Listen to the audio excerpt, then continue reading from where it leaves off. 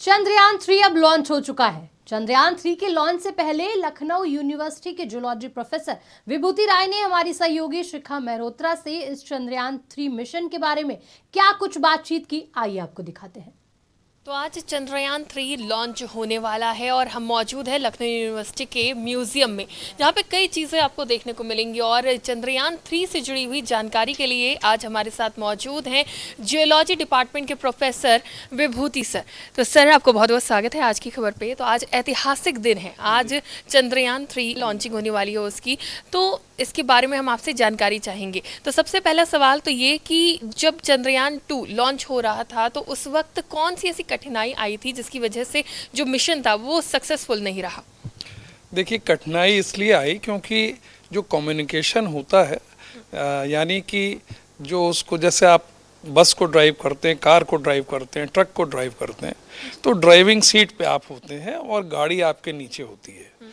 यहाँ पर हमारे इसरो सेंटर पे, वहाँ से हम इसको कंट्रोल करते हैं और जो हम यहाँ सिग्नल देते हैं उसको किस तरफ जाना है, कितने एंगल पे मुड़ना है, उसको जाने में करीब करीब 1.5 से 2 मिनट टाइम लग जाता है या उसके आसपास, और उसके बाद वहाँ से वापस आने में भी इतना टाइम लगता है।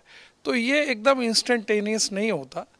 तो जब हम हज़ारों लाखों किलोमीटर की बात करें कि इतनी दूर हम यान को ड्राइव कर रहे हैं, तो एक तो ये हुआ। दूसरा, वहाँ जब लैंडिंग हुई पिछली बार, तो लैंडिंग तो हुई, लेकिन लैंडिंग के बाद हमारा कम्युनिकेशन उससे टूट गया।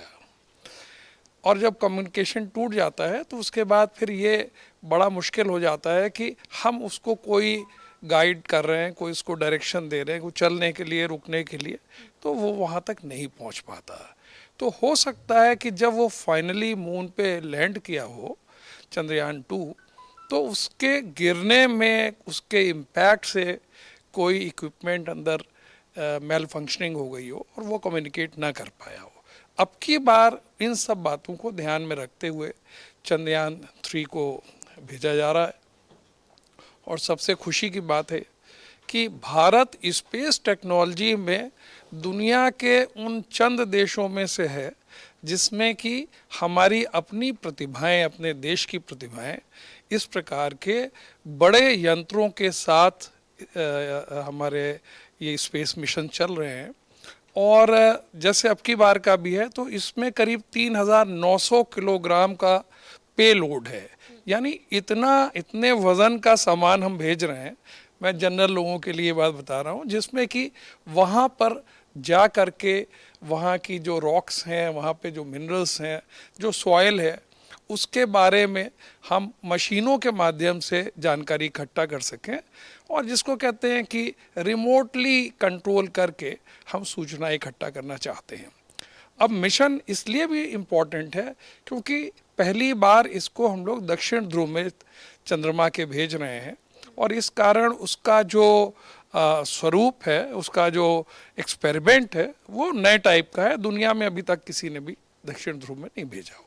जी बिल्कुल, इसकी तारीफ तो अमेरिका ने भी करी है, लेकिन दक्षिण ध्रुव काफ़ी कठिनाइयों भरा माना जा रहा है। इसके पीछे की क्या वजह है?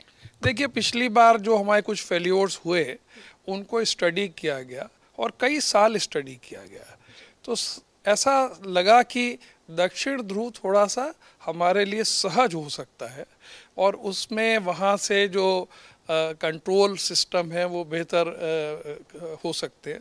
शायद यही कारण है कि ऐसा स्पॉट चुना गया जहाँ पे कि ये जब जाए तो वहाँ से कम्युनिकेशन लिंक ब्रेक ना हो। जी। और क्या कुछ संभावनाएं जताई जा रही है कि दक्षिण ध्रुव पे अगर लैंडिंग होती है तो वहां से हमें क्या कुछ उपलब्धता मिल सकती है, क्या कुछ सफलता मिल सकती है? देखिए, ध्रुव जो होते हैं किसी भी प्लैनेट या मून के, वो एक बड़े इम्पॉर्टेंट पॉइंट होते हैं क्योंकि वहाँ पर जो उसके घूमने की रफ्तार है वो बहुत मिनिमम होती है। ठीक है ना। जैसे पृथ्वी पे भी देखें, जो पृथ्वी के ध्रुव हैं वहाँ पर कोई ज़्यादा मूवमेंट नहीं होता रोटेशनल, और इस वजह से ऐसे स्थान कंटिन्यूअस स्टडी करने के लिए बहुत बेहतर होते हैं क्योंकि वहाँ पर कोई मूवमेंट नहीं है। तो जो भी हमने, देखिए, ये जो अब की बार जा रहा है इसमें एक और विशेषता है चंद्रयान 3 में कि अब की बार इसमें कोई रोवर नहीं है, रोवर है मतलब एक ऐसा व्हीकल जो मून की सतह पे चलेगा, लेकिन उसके ऊपर रोटेट करने के लिए, और लैंडर है वहाँ पर, लेकिन उसको कंट्रोल करने के लिए कोई विशेष यान चक्कर नहीं लगाता होगा।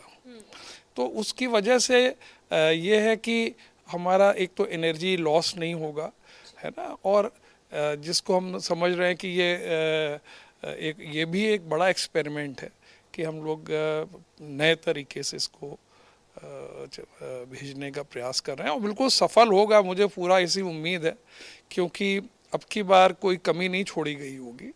और आपको ये शायद समझिए कि 4000 किलो का कोई मॉड्यूल ले जाना, उसको ले जाने में जो जिस प्रकार के फ्यूल यूज़ होते हैं, उतना फ्यूल का भी जाना, फिर वहाँ कई साल तक वो चलता रहे, उसकी भी व्यवस्था करना, तो ये एक बहुत कठिन प्रयास होता है।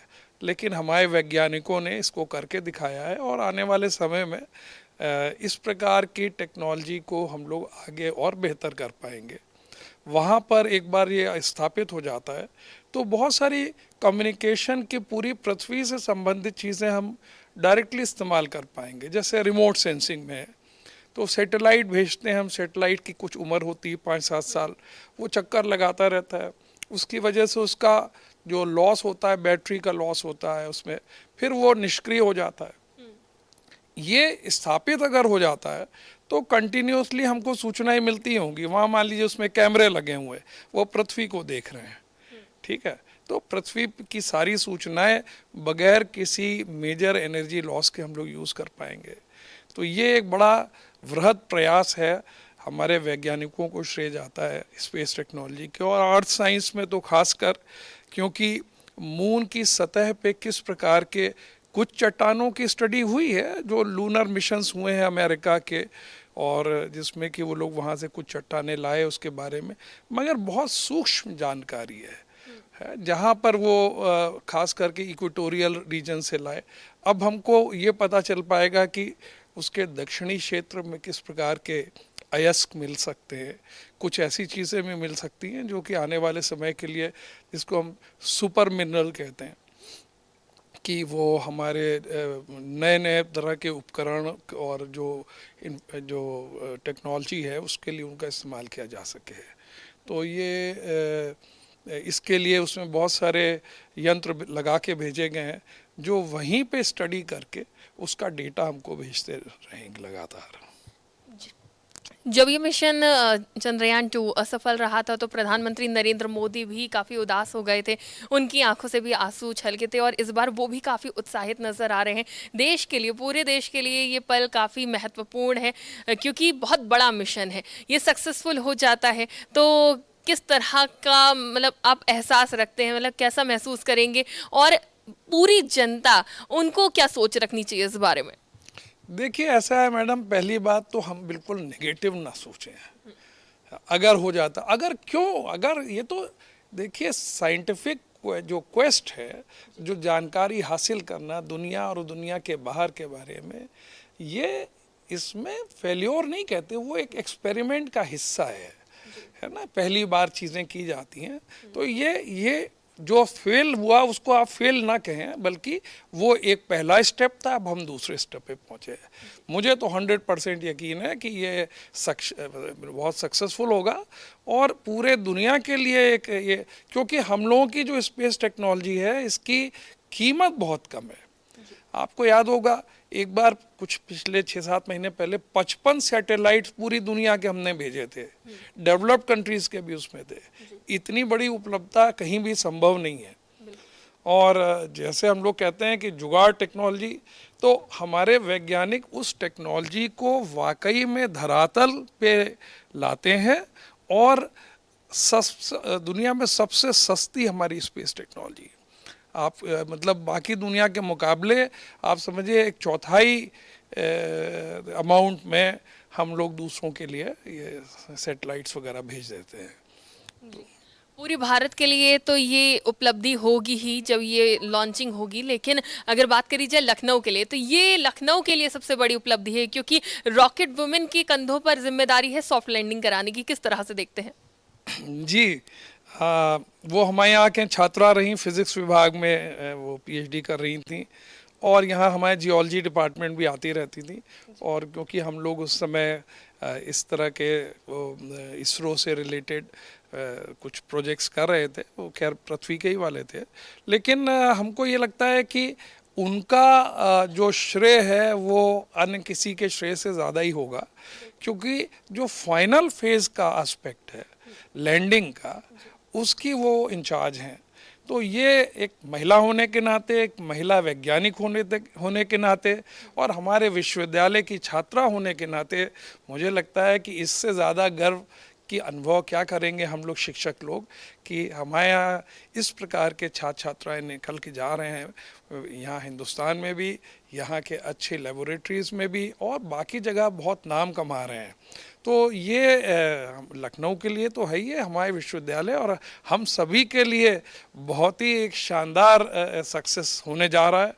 और हम बधाइयाँ देते हैं पूरी टीम को, ख़ास करके जो इसको इसरो के चेयरमैन और बाकी लोगों को, जिन्होंने इसको लगभग एक ऐसा प्रयास करने जा रहे हैं जो कि आने वाले समय के लिए एक पत्थर की लकीर होगा।